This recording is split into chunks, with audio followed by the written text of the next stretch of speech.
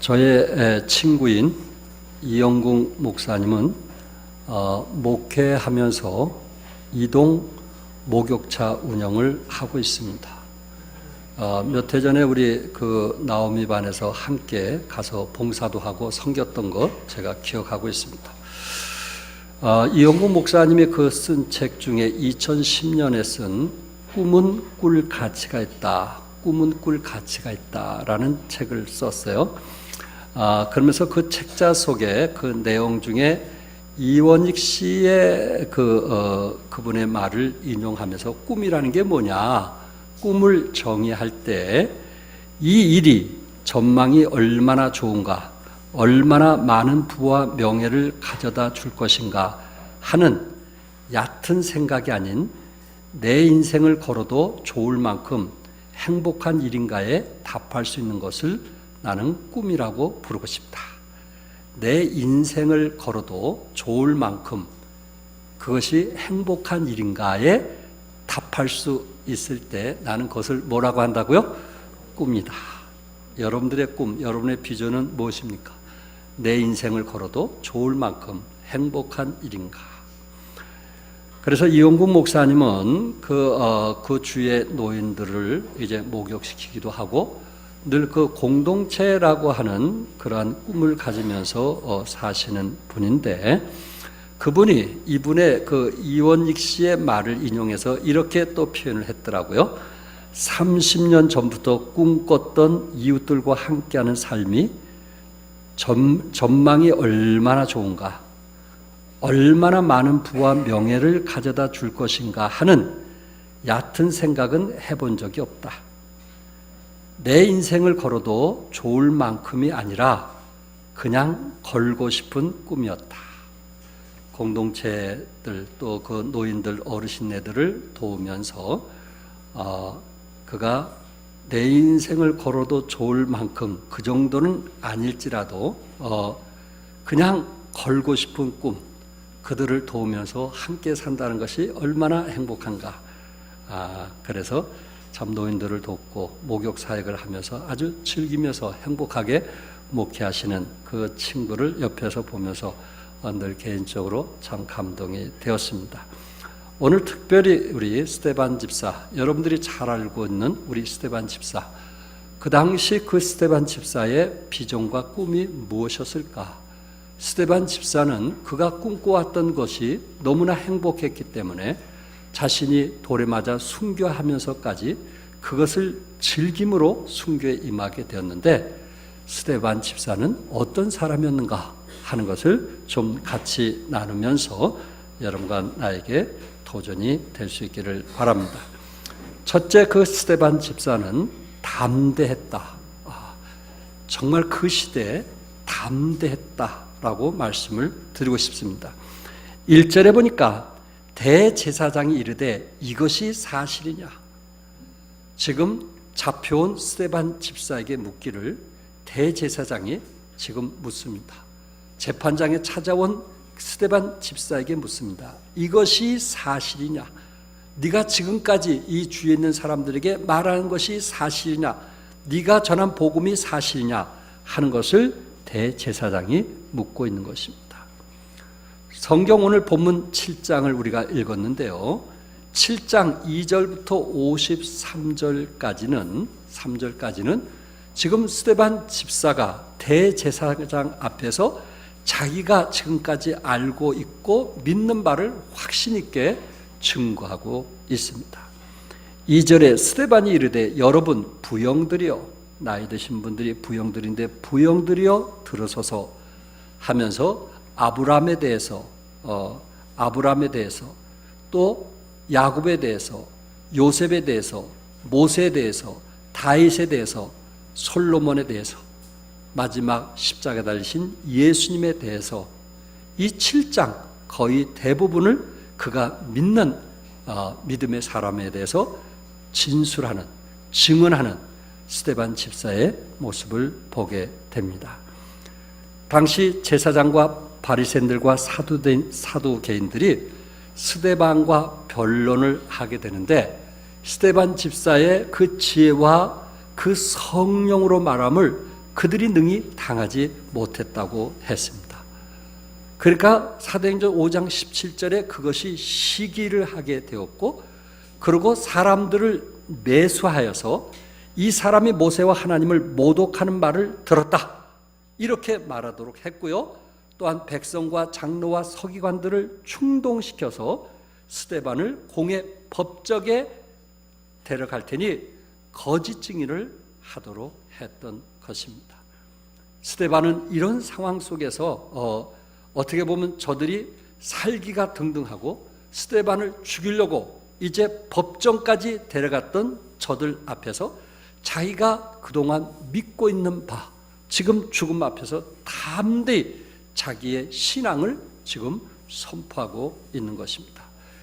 그러면서 7장 전체적인 그 내용을 쭉 보면요, 오히려 스데반이 지금 재판장에 그가 이제 잡혀왔음에도 불구하고 거기에 있는 바리새인, 제사장, 사두개인, 이런 사람들을 지금 책망하고 있는 거예요. 뭘 책망한 것 같아요? 사도행전 7장 48절에 보면은, 그러나 지극히 높으신 이는 손으로 지은 곳에서 계시지 아니하시니, 손으로 지은 곳이 어딜까요? 바로 예루살렘 성전을 말하고 있는 것입니다. 그런데 그 당시 바리새인이나 사두개인들은 하나님은 어디 계시냐? 예루살렘 그 성전 안에 계신다고 생각을 했던 것입니다. 그러다 보니까 성전 안에서 예배 드릴 때는 거룩하게 예배를 드리는데 그 성전을 벗어날 때는 죄를 짓는 거예요. 스데반 집사는 지극히 높으신 이는 손으로 지은 곳에 계시지 아니하시니, 지극히 높으신 하나님은 어디든지 계시다는 것을 지금 말씀하고 있고, 바리새인과 제사장과 사두개인들을 책망하고 있는 것입니다. 두 번째 책망은 의인이신 예수님을 너희들이 죽였다는 것입니다. 52절에 너희 조상들이 선지자들 중에 누구를 박해하지 아니했느냐? 의인이 오시리라 예고한 자들을 그들이 죽였고 이제 너희는 그 의인을 잡아준 자요 살인자가 되나니, 그동안 예언했던 선지자를 너희들이 그동안 박해하지 아니했느냐? 바로 예언했던 그 메시아 예수님이 이 땅에 오셨을 때 또한 너희들이 그 의인을 잡아주었고 살인한 자가 되지 않았느냐 하면서, 지금 스데반 집사는 자기가 지금 재판에 잡혀왔음에도 불구하고 담대하게 예수님은 의론자라는 것을 선포하고 있습니다. 54절에 스데반의 설교를 듣고 공회원들이, 유대인의 의원들, 바리새인이나 사두개인이나 제사장이나 이런 사람들이 마음에 찔려 저를 향하여 이를 갈았다. 더 이상 할 말이 없게 만드는 스데반에 대해서 이를 갈았다고 했습니다. 세 번째 책망은 율법을 지키지 않았다는 것입니다. 53절에 너희는 천사가 전한 율법을 받고도 지키지 아니하였도다. 진정한 율법을 지키려면 마음과 귀에 할례를 받아야 되는데, 율법을 지킨다 하면서 마음과 귀에 할례 받지 않는, 생명이 없는, 변하지 않는, 외식하는 그런 사람들을 보고 지금 스데반 집사는 공회에서 제사장과 살기가 등등한 사람들에게 둘러싸여 있었고 매수당한 사람들에게 법적으로 고소를 당했지만은 자신의 믿는 바를 담대히 선포하는, 이 시대에 어떻게 보면 스데반 집사님과 같은 사람들이 필요하지 않는가라는 생각을 해보게 됩니다. 스데반 집사는 꿈이 있었어요. 또한 비전이 있었어요. 여기에 지금 7장에 있는 말씀처럼 성경을 많이 알고 있었어요. 웬만한 사람보다 성경에 대한 지식이 많이 있었고 그것을 자기 마음에 확신 있게 믿게 되었고, 그리고 그런 위기와 어려운 상황 속에서도, 때로는 죽을 수도 있는 그런 상황 속에서도 자기가 믿는 바를 분명히 선포했던 스데반 집사의 믿음, 참 아름다운 믿음이 아닌가. 우리가 믿는 바를 어떤 상황 속에서도 말할 수 있다면 바로 그분이 스데반 집사와 같은 믿음이 아닌가라는 생각을 해보게 됩니다. 미국에서 가장 부자였던 철강왕 앤드류 카네기는 그가 부자가 되기 전에 세일즈맨으로서 가정을 방문하면서 일할 때가 있었는데, 그의 마음속에 한 집에 찾아갔는데 그 액자에 그 배가 놓여져 있고 어부가 배를 수선한 모습을 보게 되었어요. 그래서 그 밑에 글이 반드시 밀물 때가 온다. 반드시 밀물 때가 온다. 이 말에 앤드류 카네기가 감동이 되었던 것입니다. 그래서 그 그림을 사게 되었고, 그리고 자기 있는 사무실에 걸어놓고 반드시 뭐가 온다? 밀물 때가 온다. 그러면서 세일즈맨으로서 열심히 살게 되었을 때 그는 철강 왕이 되었던 것입니다. 여러분과 나도 반드시 밀물 때가 온다는 것을 기억하고 늘 말씀으로 준비하는, 말씀을 멀리하는 사람이 아니고 좀 영적으로 준비하는, 그래서 때가 됐을 때 내가 믿는 바를 담대히 외칠 수 있는 그러한 스데반 집사와 같은 여러분과 내가 되기를 바랍니다. 두 번째 스데반은 성령의 인도에 민감했어요. 성령의 인도에 민감했어요. 그 당시 초대교회는 성령 시대라고 말씀을 드릴 수 있고, 사도행전 그 자체가 사도들의 성령 행전이라고 말씀을 드릴 수 있습니다. 그런데 유대인들은 어떤 사람이었어요? 51절에 보니까 목이 곧고 마음과 귀에 할례를 받지 못한 사람들아, 너희도 너희 조상과 같이 항상 성령을 거스리는 도다. 성령을 거스리는 도다. 선지자들이 하나님의 말씀을 선포했고 메시아가 올 것을 말씀했을 때 저들이 오히려 선지자를 죽이고 선지자를 박해하고 선지자들에게 아픔과 고통을 주었던 조상들처럼 메시아가 이 땅에 오셨음에도 불구하고 너희들이 예수님을 박해하고 예수님을 십자가에 못 박게 했던 너희들이 어떻게 이룰 수 있느냐? 성령께서 너희들의 마음을 지금 감동하고 죄를 깨닫게 하고 회개케 하는데 너희들이 왜 성령님을 거스리냐 하면서 스데반 집사가 아주 강하게 메시지를 전하고 있는 것입니다. 유대인들에게도 무슨 역사가 있었어요? 성령의 역사가 있었던 것입니다. 그런데 유대인들은, 육신적인 사람들은 성령님의 역사를 거스리는 것입니다. 성령님의 인도를 거스리는 것입니다. 이게 육신적인 사람이에요. 그러나 영의 사람은 어떤 사람일까요? 성령의 인도하심에 민감합니다. 성령님의 인도하심 따라 살려고 애쓰는 거예요. 육신의 사람이냐 영의 사람이냐, 그것은 바로 성령님의 인도를 거스리냐 성령님의 인도를 따르냐, 이것으로 우리가 평가할 수가 있습니다. 우리 성경에서 바로 유대인과 바리새인과 지금 제사장은 스데반에 대해서 계속 송사를 합니다. 거짓말로 하기도 하고 어떻게 하든지 사람을 시켜서 모의를 하기도 하고 그를 죽이려고 했던 것을 보게 됩니다. 성령을 거스린 자의 모습이 무엇일까요? 성령을 거스린 자의 사람들의 특징이 무엇일까요? 그런 사람들은 송사하는 사람이에요. 남의 잘못을 얘기하는 사람이에요. 남을 비난하고 남의 약한 점을 들춰내고 남의 허물을 들춰내고 자기의 허물을 들춰내려면 변호하는, 이런 사람들이 성령을 거스리는 사람들의 특징이라는 것을 본문에서 우리에게 말씀을 하고 있습니다. 송사와 변호, 이것이 죄로 말미암아 온 인간의 모습들이 아닌가. 성령을 거스린 자는 끊임없이 송사하고 자기 자신에 대해서는 끊임없이 변호하는 그런 모습들이 아닌가 성경에서 말씀하고 있어요. 로마서 2장 14절과 15절 같이 한번 읽겠어요. 다 같이 시작. 율법 없는 이방인의 본성으로 율법의 일을 행할 때에는 이 사람은 율법이 없어도 자기가 자기에게 율법이 되나니 이런 이들은 그 양심이 증거가 되어 그 생각들이 서로 혹은 고발하며 혹은 변명하며 그 마음에 새긴 율법의 행위를 나타내니라. 여기 보세요. 율법 없는 이방인이 본성으로 율법의 일을 행할 때는 이 사람은 율법이 없어도 어떻게 사는지 여기 말씀했는데 서로 혹은 뭐하며 고발하며 혹은 뭐하여 변명하여 그 마음에 새긴 율법의 행위를 나타내느니라. 이방인의 본성, 율법을 믿지 않는 이방인의 본성에도 그 안에 율법이 있는데 그 율법이 뭐냐?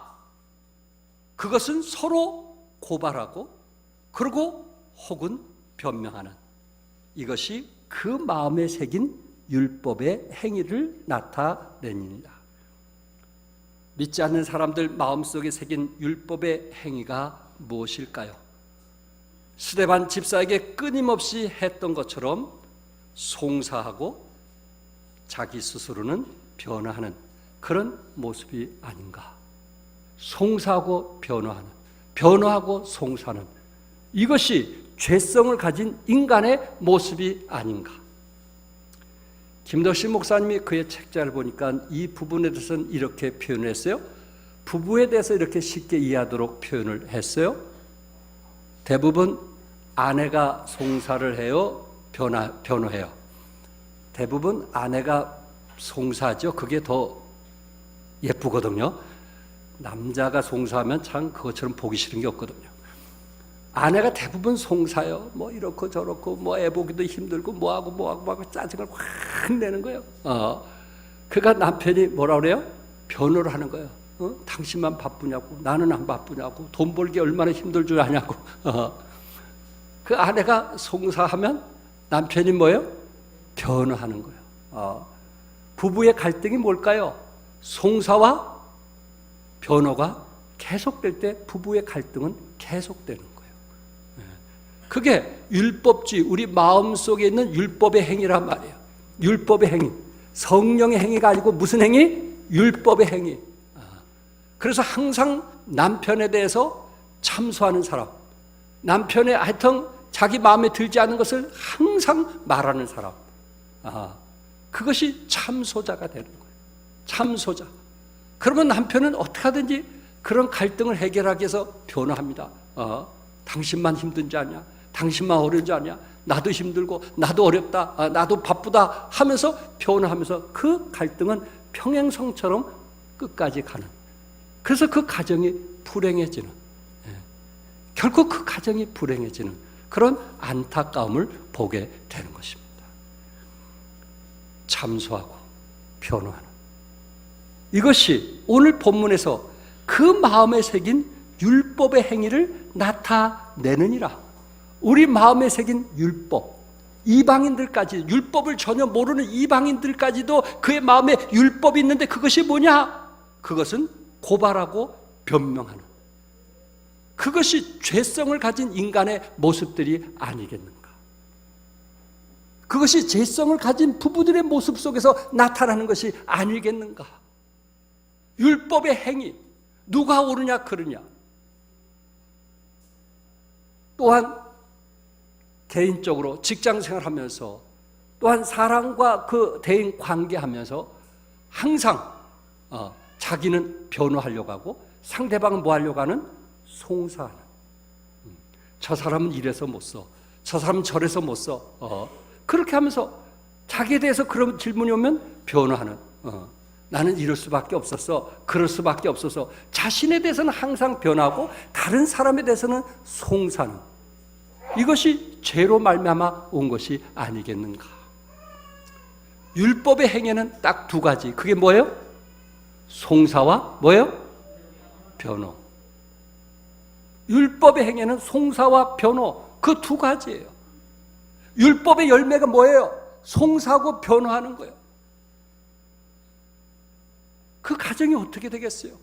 그 개인 생활이 어떻게 되겠어요? 자기에 대해서는 철저하게 변호하면서 남에 대해서는 송사하는, 그것이 죄성을 가진 인간의 모습이 아니겠는가? 그래서 혹시 제가 송사거든. 제 아내는 뭐라고 얘기하면 되겠어요? 송사. 크게 외치세요. 송사. 그러면 성령께서 나에게 깨달음을 주는 거예요. 이러면 안 되는데 내가 율법 행위를 하고 있고. 아내가 변하면 뭐라고 했어요? 제가 뭐라 해야 돼? 변호. 다시 따라서 변호. 그러면 아내가 좀 깨달음이 있어야지, 성령에. 더 이상 내가 이러면 안 되겠구나. 송사와 변호, 이것이 계속되고 있는 한 그 사회는요 미래가 없어요. 그 가정에는 미래가 없어요. 우리 개인에게도 뭐가 없어요? 미래가 없어요. 발전이 없어요. 성숙이 없어요. 왜? 죄성을 가진 율법의 행위가 계속되기 때문에 그렇습니다. 그런데 성경에서는 이 문제를 이렇게 해결해 주고 있어요. 로마서 8장 1절부터 4절 같이 읽겠어요. 시작. 그러므로 이제 그리스도 예수 안에 있는 자에게는 결코 정죄함이 없나니 이는 그리스도 예수 안에 있는 생명의 성령의 법이 죄와 사망의 법에서 너를 해방하였습니다. 율법이 육신으로 말미암아 연약하여 할 수 없는 그것을 하나님은 하시나니 곧 죄로 말미암아 자기 아들을 죄 있는 육신의 모양으로 보내어 육신의 죄를 정하사 육신을 따르지 않고 그 영을 따라 행하는 우리에게 율법의 요구가 이루어지게 하려 하심이라. 아멘요? 율법의 요구가 이루어지게 하셨는데 그것이 뭐냐면은 생명의 성령의 법이라는 거예요. 이 성령의 법이 생명이 있어서 죄와 사망의 법에서 너를 해방하였습니다. 이렇게 말씀했어요. 여러분, 율법이라고 하는 것은 우리가 아무리 지키려고 해도 그건 지킬 수가 없는 거예요. 율법 자체가 우리의 인간의 죄성을 가진 사람이 그것을 지킬 수가 없어요. 누군가 도와줘야만 되는데 예수님이 육신을 입고 이 땅에 오셨다고 말씀했어요. 그래서 육신의 죄를 정하사 육신을 따르지 않고 그 영을 따라 행하는 우리에게 율법의 요구가 이루어지게 하셨다. 예수님이 십자가를 통해서 율법의 요구가 이루어지게 함을 감사할 수 있길 바랍니다. 그래서 우리 안에 뭐를 인치셨어요? 우리 안에 뭘 인치셨어요? 성령을 인치신 거예요.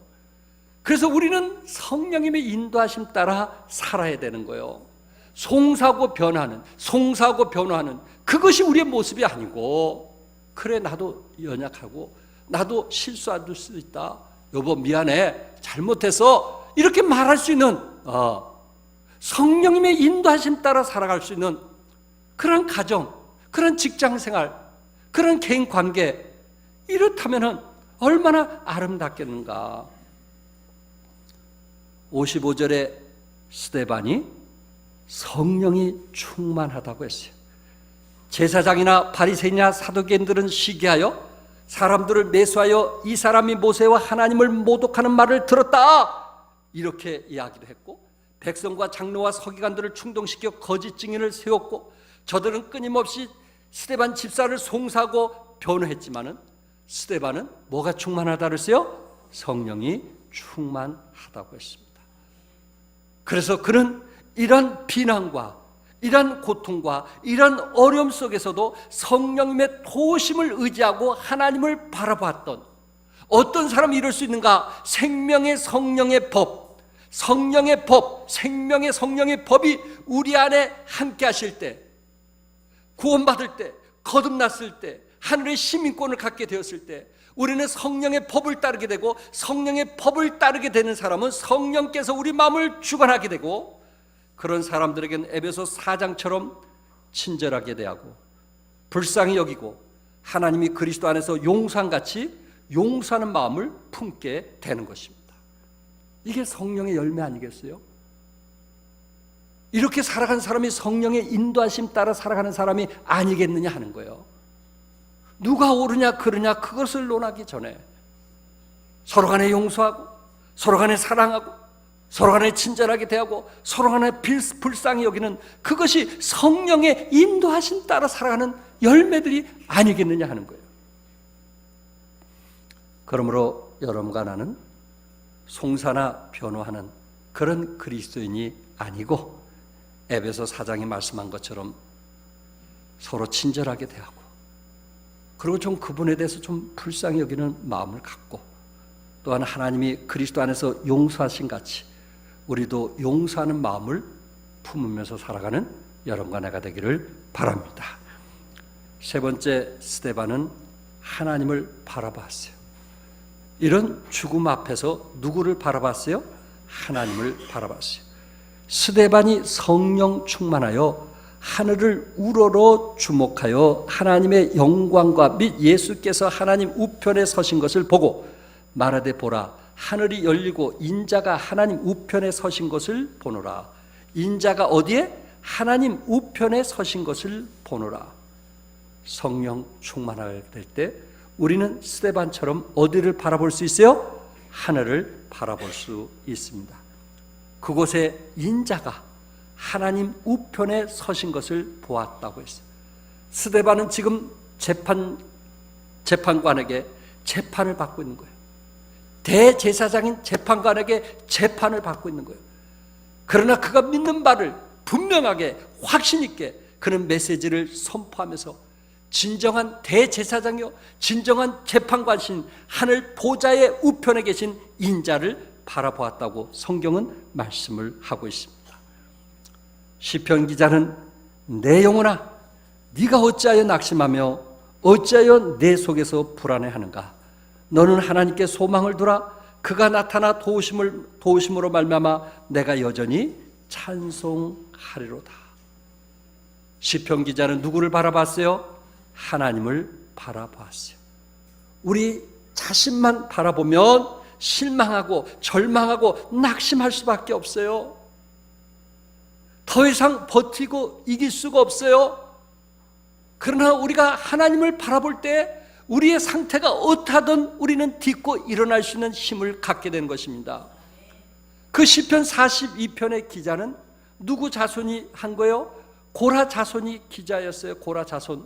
고라 자손은 뭐 하는 사람이요? 거룩한 성의를 지키며 하나님의 성전에서 열심히 봉사하는 사람들이 그 당시에 고라 자손이 그 일을 했어요. 예배당에 청소하고 예배당에 뒤처리 해주고 그리고 예배를 드릴 수 있도록 모든 것을 정리해 주는 사람이 누구냐면은 고라 자손이었어요. 그런데 시편 42편에 보면은 그가 하나님 앞에 자백할 때 1인칭 나, 내가, 나이란 말이 27번이나 사용하고 있어요. 어떻게 보면 그는 자기 처지만 바라보고 자기의 환경만 바라보고 다른 사람들이 자기를 조롱하는 그런 모습을 보고 슬퍼하고 낙심하는 그러한 모습을 보게 된 거예요. 물론 자신을 보면서 반성하고 회개하는 자기 성찰은 필요하지만은 그러나 자기 자신을 바라보는 것이 지나치면 누구를 바라보지 못해요?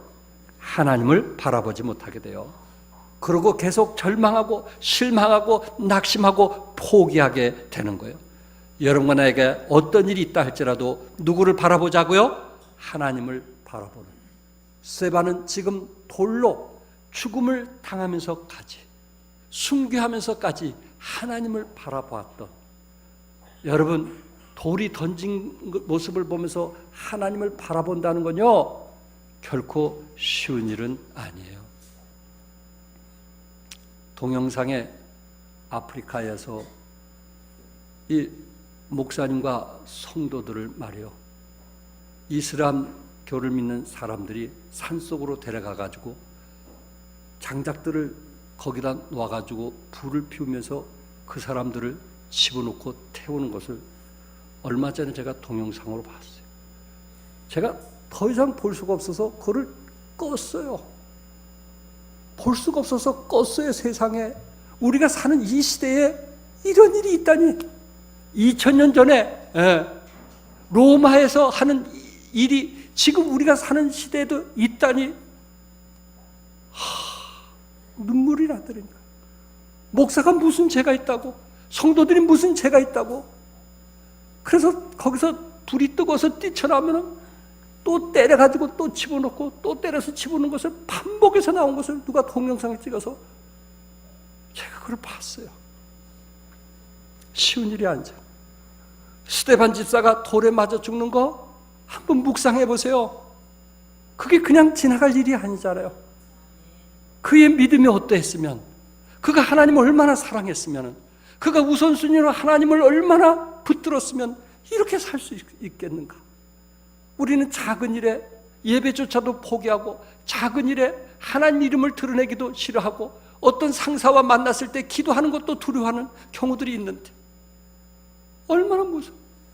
우리 이강서 모치님 여기 계시지만 그 고대에서 자기가 존경하는 교수님들이 그 식당 가서 식사할 때 이렇게 눈을 감고 기도할 때 보면요, 그것이 너무 아름답다는 거예요. 저렇게 교수님도 저렇게 정말 하나님께 기도하는구나. 그분들에게 물론 그 식당에서 일을 하셨지만 그것이 자기에게 주는 그 감동이라는 건요, 말로 표현할 수가 없다는 거예요. 여러분, 그런 분들이 몇 사람이나 될까요? 우리 종암성서침례교 성도님도 어때요? 사장하고 만났든지 자기보다 높은 사람하고 만났을 때 식사할 때 담대하게 내가 믿는 바를 드러내시나요? 아멘요? 아멘요? 성령이 충만할 때, 성령을 거스린 자에게 나타나는 것이 아니고 성령이 충만할 때 하나님을 바라볼 수 있고 내가 믿는 바를 분명히 드러낼 수 있더란 말이에요.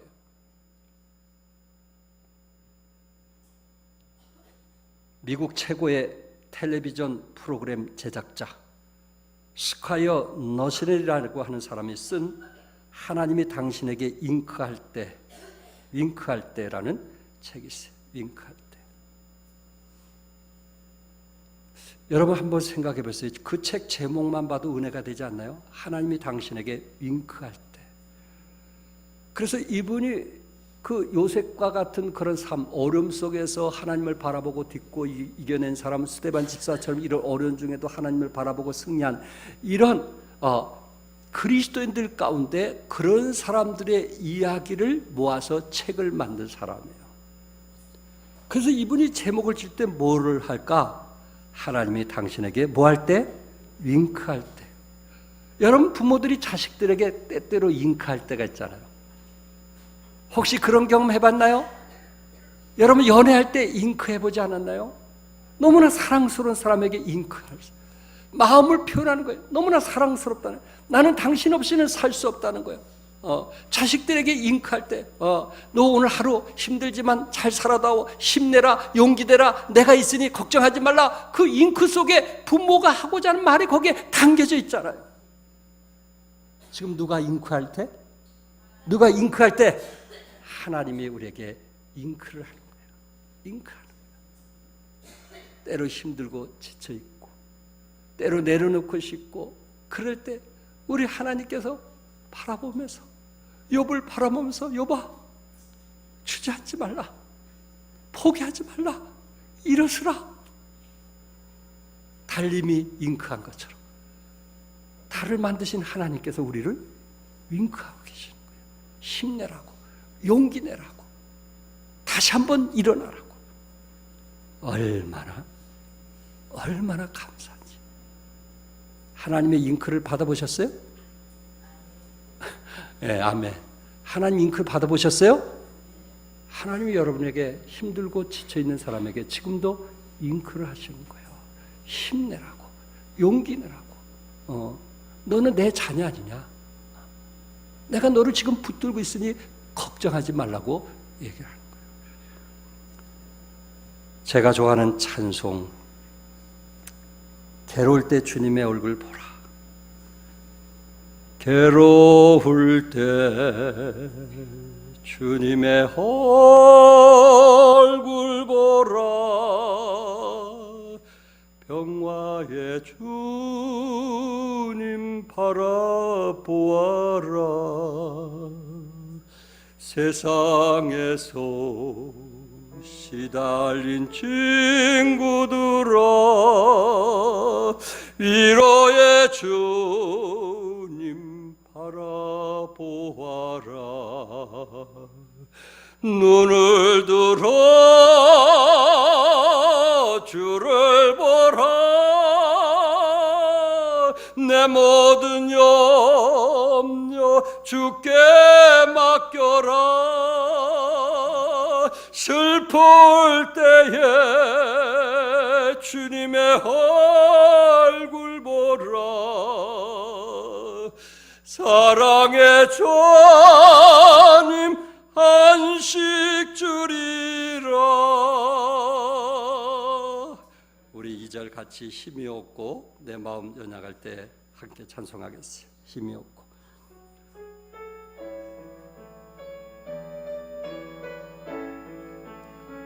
힘이 없고 내 마음 연약할 때 능력의 주님 바라보아라.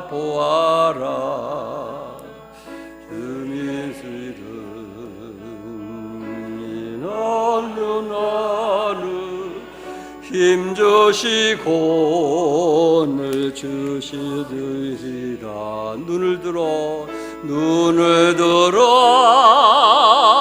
주를 보라.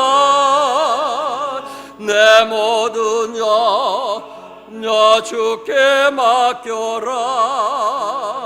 슬플 때에 주님의 얼굴 보라. 사랑의 주 안식 주리. 1절 다시 우리 서로 손을 잡고 괴로울 손을 잡읍시다. 그리고 힘을 내라고 우리가 기도하면서 이 찬송 부르시 바랍니다.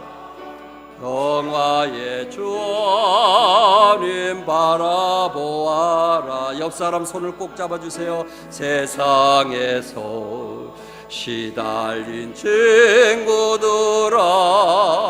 위로의 주님 바라보아라. 눈을 들어 주를 보라. 내 모든 여 주께 맡겨라. 슬플 때에 주님의 얼굴 보라. 사랑의 주 님 안식 주리라. 기도하겠습니다. 괴로울 때 주님 얼굴 보라. 사랑하는 성도 여러분, 혹시 힘드신 분 있습니까? 주님의 얼굴 보십시오.